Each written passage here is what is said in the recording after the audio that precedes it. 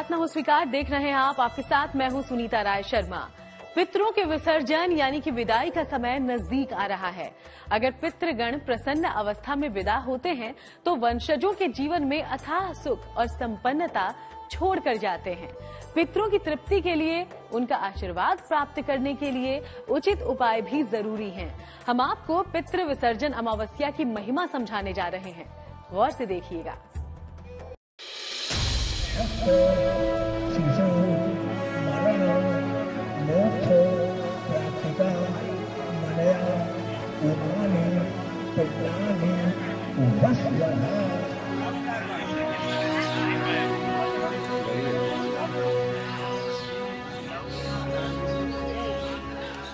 आने वाला है पूर्वजों की विदाई का समय।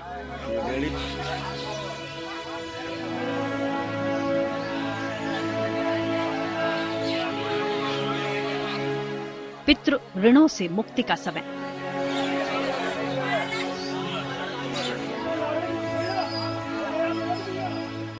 जाते जाते करेंगे पितरों को याद।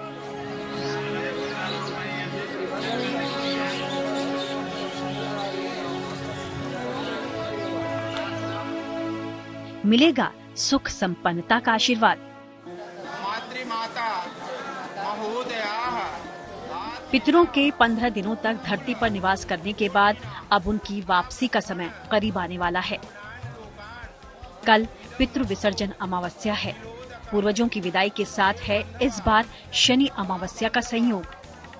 पितृ विसर्जन अमावस्या में अधिकांश लोग जो अज्ञात हमारे पितर हैं, जिनकी तिथियां हमें ज्ञात नहीं है, तो पितृ विसर्जन अमावस्या के दिन उनकी शांति का उपाय किया जाता है और श्राद्ध कर्म आदि किए जाते हैं, जिससे कि सभी को आशीर्वाद प्राप्त होता है।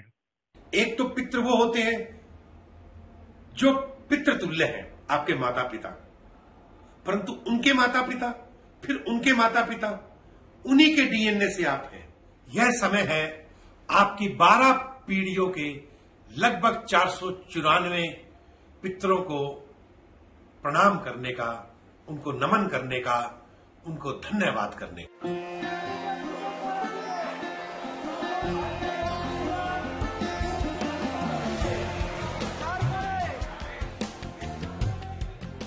शनि और अमावस्या का महासंयोग।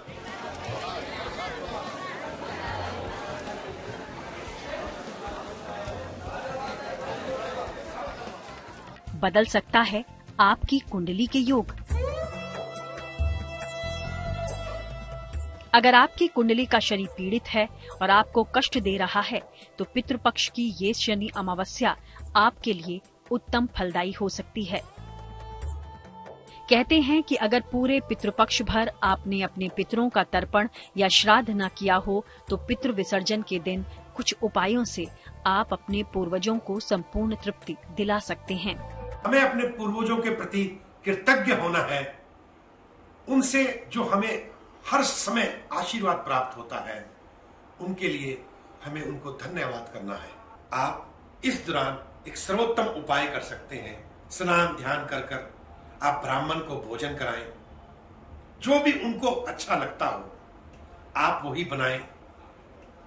आप उनको वस्त्र, आभूषण, पांव में चलने का चप्पल, जूता, आप जो भी उनको यथा योग्य दान करते हैं, आपको अनुग्रह मिलेगा, आपको अनुग्रह प्राप्त होगा।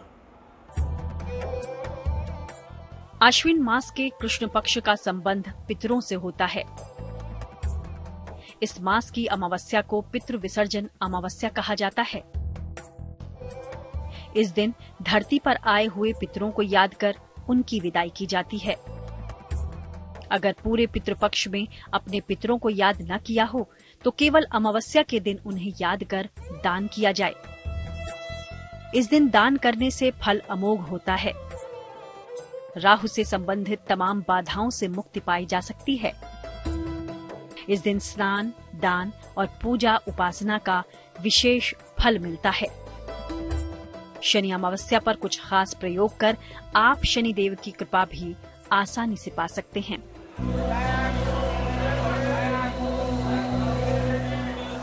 तर्पण और श्राद्ध से तृप्त होकर पूर्वज अपार सुख और संपन्नता का आशीर्वाद देते हैं। लेकिन किसी कारणवश अगर आपने पितृपक्ष में अपने पितरों की तृप्ति के उपाय न किए हों तो उन्हें उत्तम विदाई देकर भी आप उनकी शांति और मुक्ति के उपाय कर सकते हैं। पितृपक्ष अमावस्या पर महा उपाय यह है कि हमें दूध, उसके साथ ही उड़द की दाल, दही और गंध पुष्प आदि जल में डाल करके दक्षिण दिशा पर उन्हें तर्पण देने से हमें महाशांति मिलती है। इसके साथ ही अगर कोई का पितृ दोष है, कहीं पर राहु दोष है, तो उसके लिए भी हम पितरों को काला तिल आदि दे करके शांति कर सकते हैं।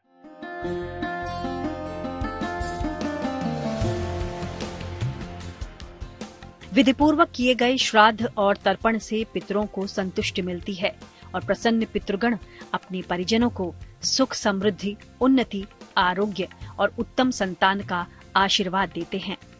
तो कैसे करें पितरों की विदाई? पितरों की विदाई श्राद्ध, तर्पण एवं मार्जन के साथ ही साथ हमें यह भी ध्यान रखना चाहिए कि हम दक्षिण दिशा में अपने पितरों को काला तिल आदि से अगर पितरों का विसर्जन करते हैं तो निश्चित ही शांति मिलती है। जब पितरों की देहावसान तिथि अज्ञात हो तब पितरों की शांति के लिए पितृ विसर्जन अमावस्या को श्राद्ध करने का नियम है। इस दिन किसी सात्विक और विद्वान ब्राह्मण को घर पर आमंत्रित करें और उनसे भोजन करने और आशीर्वाद देने की प्रार्थना करें। स्नान करके शुद्ध मन से भोजन बनाएं। भोजन सात्विक हो और इसमें खीर पूड़ी होना आवश्यक है। भोजन कराने और श्राद्ध करने का समय मध्याह्न होना चाहिए। ब्राह्मण को भोजन कराने के पूर्व पंचबलि दें, हवन करें। श्रद्धा पूर्वक ब्राह्मण को भोजन कराएं, उनका तिलक करके दक्षिणा देकर विदा करें। घर के सभी सदस्य एक साथ भोजन करें और पितरों की आत्मा की शांति के लिए प्रार्थना की जाए।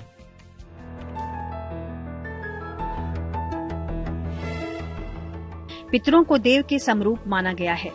कहते हैं कि पितरों के आशीर्वाद में इतनी शक्ति होती है कि वंशजों के जीवन को संपूर्ण रूप से सुखी और संपन्न बना सकती है।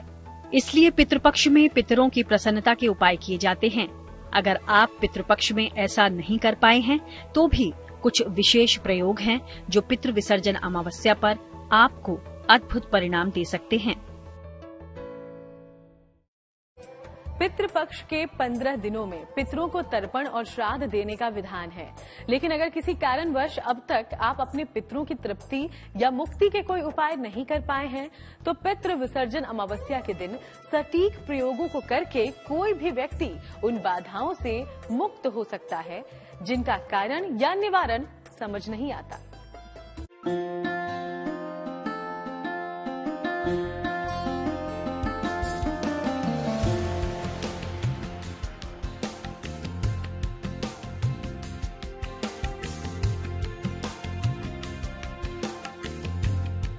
पितरों को देव के समरूप माना गया है।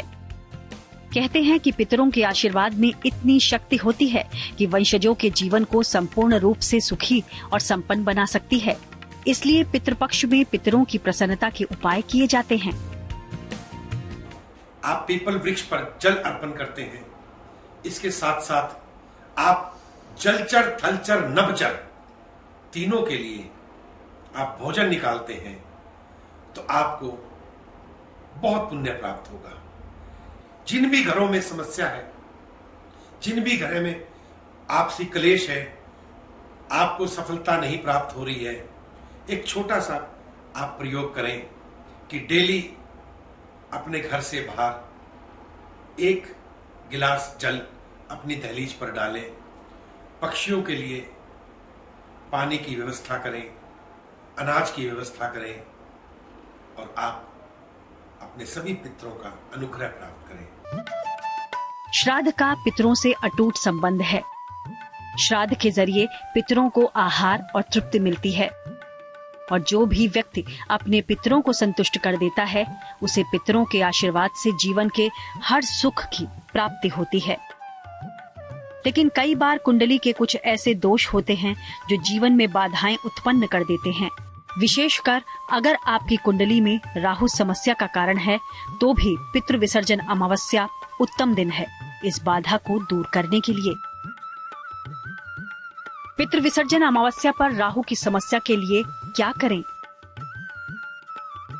पितृ विसर्जन में राहु की समस्या के लिए यह ध्यान रखना चाहिए कि हम पितरों का तो श्राद्ध तर्पण आदि तो करें ही, उसके साथ ही यह भी ध्यान रखें कि ओम राम राहवे नमः या राहु मंत्र आदि का भी प्रयोग करके हम राहु की शांति कर सकते हैं।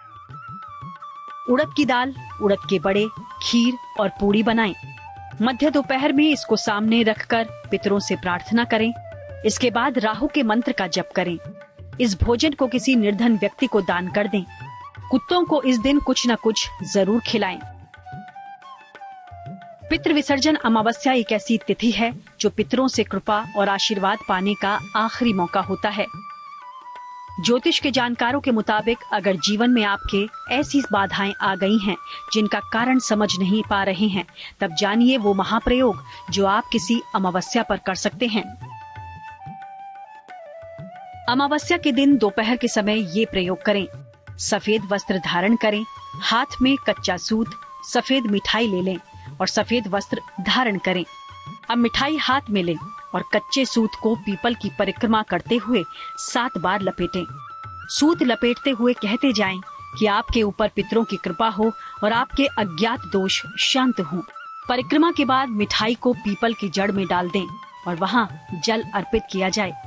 आपके जीवन के सारे ज्ञात अज्ञात दोष शांत होंगे।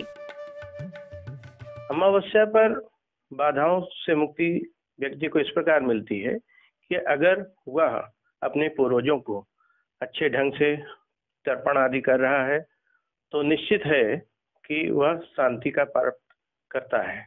लेकिन कभी कभी ऐसा भी देखा गया है कि जो लोग श्राद्ध तर्पण अमावस्या पर नहीं कर पाते हैं तो वह अपनी दक्षिण दिशा पर खड़े होकर के अपने हाथ को ऊपर खड़ा करके अगर अपने पितरों के लिए आवाहन करें और काला तिल आदि देते हैं तो निश्चित ही उन्हें शांति प्राप्त होती है।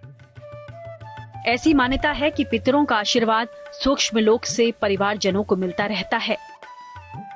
हर साल पितृपक्ष में पितर अपनी संतानों के बीच ही आकर रहते हैं और जब संतानें उन्हें जल अर्पित करती हैं, उनका श्राद्ध करती हैं, तो प्रसन्न होकर पितृ उन्हें सुख समृद्धि और कष्टों से मुक्ति का आशीर्वाद देते हैं। आप अपने पूर्वजों के प्रति कर्तव्य जो उनके आपके ऊपर एहसान है, उनके प्रति अनुग्रह करने का ये सर्वोत्तम समय है कि आप अपने ज्ञात और अज्ञात पितरों को नमन करते हुए उनसे आशीर्वाद ग्रहण करें और अपने पूर्वजों को आप धन्यवाद दें कि जिनके द्वारा आप इस पृथ्वी पर हैं, उनके द्वारा आपको दिए गए संस्कार आपको यहां तक लेके आए और आप उनके प्रति अनुग्रह कर पाए। यह समय सबसे सर्वोत्तम है। अब समय करीब है पितरों की विदाई का। ऐसे में आप कर सकते हैं ऐसा महा उपाय जो पितरों की शांति और आपके जीवन की खुशहाली का सबसे कारगर मंत्र है। तो पितृपक्ष की समाप्ति की अंतिम घड़ी अब बेहद करीब है और गीता का पाठ पितृपक्ष में महाफलदायी माना गया है। इसके अलग अलग अध्याय पितरों को मुक्त करके आपको भी पितृ ऋण से मुक्ति का रास्ता दिखाते हैं। पितृपक्ष में गीता के पाठ की सावधानियां भी होती हैं, ये जानना भी आपके लिए बेहद जरूरी है।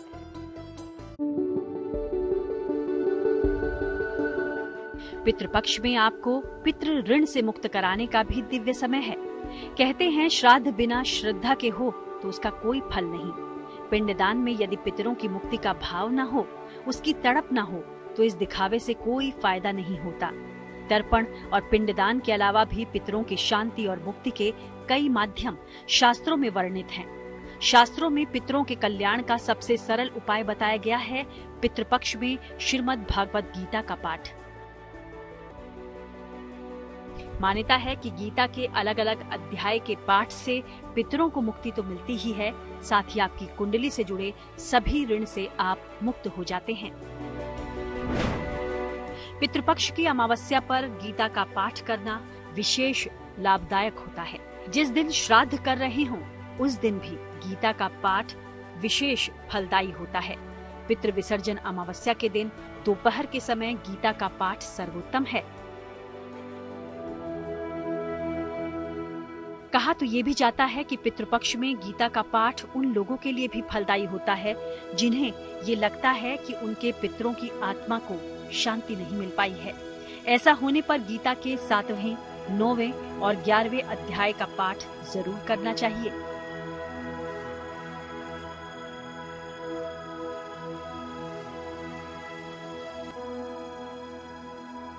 ज्योतिष के जानकारों के अनुसार अगर आप किसी कारणवश गीता के किसी भी अध्याय का पाठ नहीं भी कर पाते हैं, तो अमावस्या के दिन गीता की पुस्तक का दान भी आपको उतना ही फल दिला सकता है जितना अध्यायों का पाठ।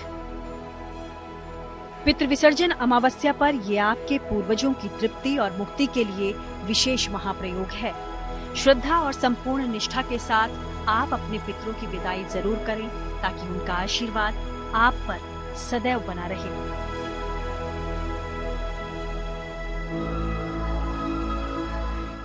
तो चलिए, प्रार्थना हो स्वीकार में आज के लिए फिलहाल इतना ही। फिर होगी आपसे मुलाकात, चलेंगे किसी और आध्यात्मिक यात्रा पर। तब तक देश और दुनिया की बाकी तमाम खबरों के लिए आप देखते रहिएगा GNT।